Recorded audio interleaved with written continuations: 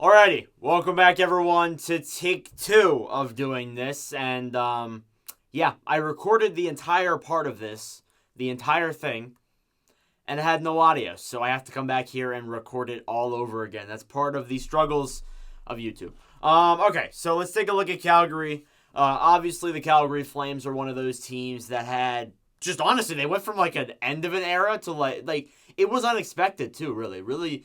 Everyone kind of expected for them to come into this offseason, sign Johnny Gaudreau and Matthew Tkachuk. Everything was, they didn't have cap space. Everything was looking all right. And then this team changed so much over 2 months. It's not even funny. They have a whole new identity, it seems. All right, anyways, looking at last season, though, they went 50, 21, and 11 for 111 points. They scored 293 goals and only let in 208, and they lost in round 2 against the Edmonton Oilers. Your leading goal scorer was Johnny Gaudreau with 40 goals, 75 assists for 115 points, and then your goaltender in net was Jacob Markstrom with a 37, 15, and 9 record with a 2.22 goals against average. Obviously, amazing year for the Calgary Flames, and they left that second round loss to the Oilers with a lot of optimism. That team definitely had a bright future ahead of them, it seemed. And it looked like that, hey, they could come back next season for another competitive year, and they could do pretty well. And then the offseason happened. Yeah, they had to sign a lot of players. They had to sign Mangiapani, Oliver Shillington, Johnny Gaudreau, Matthew Tkachuk. Those are just the 4 most notable. There were other players that left as well. It was just an absolute, it was the most eventful offseason ever. I've ever seen, and to be honest with you.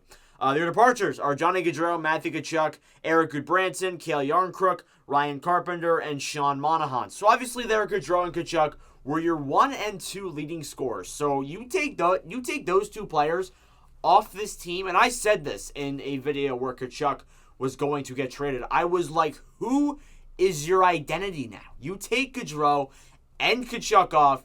Who's your best player? Elias Lindholm, Michael Backlund, Mangiapani? That was the questions that were flowing around. Now, obviously, it'd be Lindholm, but everybody was wondering, where does this team go now? They lost 2 of their biggest stars, it seemed like. And then they lost Sean Monahan as well in that trade where they were going to sign Nazem Kadri, so obviously, we'll get into him in here in a second. The acquisitions, however, they were a part of one of the craziest trades I have ever seen. That Matthew Tkachuk deal still blows my mind to this day. It's one of the most popular trade videos ever on the channel. Just absolutely mind-blowing. That trade just blew me out of the water. And it was so late at night, too, and I'm just like, there's no way it's real. But it was. Your acquisitions, Jonathan Huberdeau, Kevin Rooney, and Mackenzie Weegar. Then you have Nicholas Meloche and Nazem Kadri. Then 2 guys on PTOs. They could be released. They could be not acquisitions. Sonny Milano and Cody Eakin. They've both looked all right so far for the Calgary Flames. So I would imagine maybe they sign back on a 1-year, $750K deal, something like that. But who knows? But obviously there are some acquisitions to definitely help out with the departures leaving. Huberdeau kind of replaces Matthew Tkachuk, and Kadri, he kind of replaces... other way around. Huberdeau replaces Gaudreau, and Kadri replaces Tkachuk. If we're really kind of want to just put it in that way, you get a center and a solid winger as well. So I like those 2 acquisitions overall. Definitely improves this team. Does it make them better in the long term? No, not at all. I don't think so. But definitely, it does make them better in the short term right now if they're trying to go for a Stanley Cup right this season. But in the long term, may hurt them in the future. But I still think, nonetheless, this team will be pretty good. But obviously, they're another solid addition with Mackenzie Weegar that already improves an amazing blue line as it is. So it's just an absolutely... It was a really eventful offseason. Nobody can deny that. Whether you think it was good or bad, really eventful and really entertaining from my perspective. All right, your projected lineup. So Huberdeau, Kadri, Toffoli, Mangiapani, Lindholm, and Coleman on your top 6. So obviously there you have guys like Huberdeau and Kadri, obviously your 2 acquisitions. Like I said, they'll basically fill in the spots that Gaudreau and Tkachuk had. Obviously, Tyler Toffoli playing first line, right wing is definitely a bit interesting there. We'll see how he can do. Obviously playing his first full season with the Calgary Flames. Andrew Mangiapani could be a player that takes a big step up for this Flames team. You saw a lot of top 6 forwards and depth leave the Calgary Flames this past season. Mangiapani could be that one player that definitely picks up the pace and does good for the Flames this season. Blake Coleman is another interesting one there. He signed that 6-year contract last offseason, and many people thought he was going to be a good role with this Calgary Flames team. Turns out he wasn't. He didn't put up the points that the Flames expected him to, and kind of his holes kind of showed him where Tampa kind of carried him in some way, but nonetheless, playing a second-line right-wing role is definitely going to be interesting for a guy like Blake Coleman. We'll see what he can do. Your bottom 6, you have Sonny Milano, given he signs a PTO, Kevin Rooney, Matthew Phillips, Dylan Dubé, Adam Ruzicka, and Trevor Lewis. Then for some extra forwards, you have Milan Lucic, Cody Eakin, given he signs the PTO, and Duhair, I have no idea who that is, and then Jacob Pelletier as well as an additional left winger. So obviously that is an interesting bottom 6. It's not the best in the world, but it's not the worst in the world either. You got some underrated guys down there with Ruzicka and Phillips. They came in and they looked pretty solid this offseason. And obviously there as well, Milano adding into that third-line role. Could play fourth line very well, but I still think that nonetheless he could be a solid physical, probably 30-point scorer if we're being honest. That could be where we see Sonny Milano place at. But nonetheless, I still think he will be great for the Calgary Flames, obviously, if he signs that PTO. And Cody Eakin as well could provide some extra center depth, and that could be very convenient for a team like Calgary, who, I mean, like, you look at Rooney and Ruzicka, they're not bad forwards, but it's not ideal. And Cody Eakin is an experienced forward and could do well. He's done good in the preseason. We'll see if he can transfer that over to the actual NHL, obviously, if he signs off the PTO. Your defense, you have Sean Monahan. I don't know why I said that. Noah Hannafin and Rasmus Anderson as your first pairing. Mackenzie Weegar and Chris Tanev as your second pairing. Then you have Nikita Zadorov and Oliver Shillington as your third. And then Juuso Välimäki as your fourth. It's a shame that a player like Oliver Shillington is playing on the third pairing. He is an amazing defenseman. But obviously, he signed that deal in Calgary, so he is here to stay.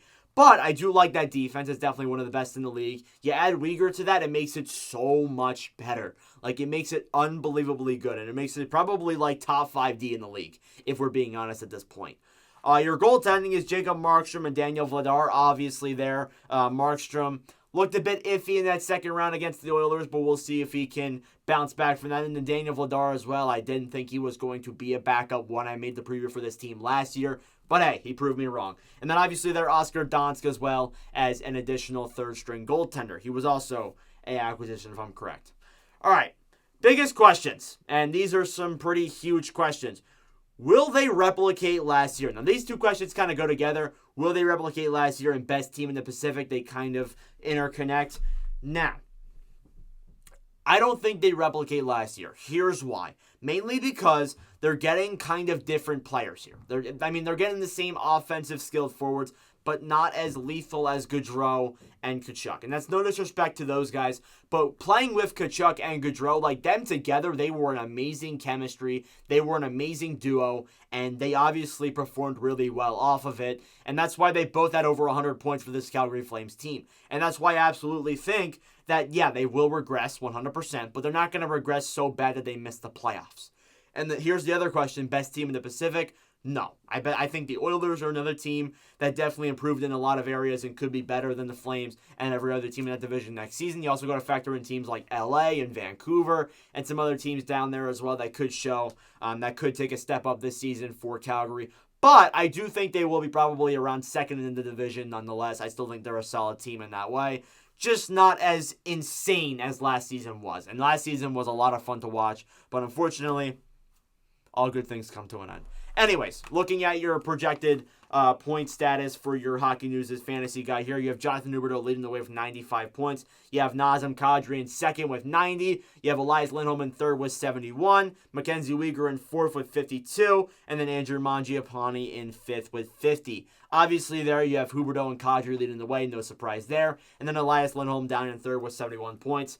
Could honestly be a Selke contender this year. He always is, but could be a finalist, depending on how Patrice Bergeron does.